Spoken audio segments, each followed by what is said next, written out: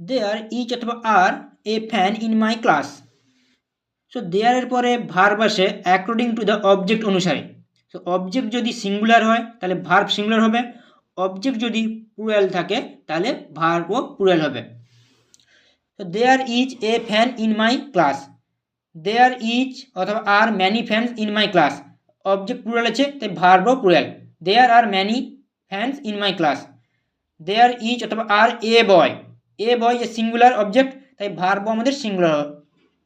There is a boy in this group, there is অথবা are many boys in this group, many boys object plural আছে তাই এখানে ভার্বও plural হবে।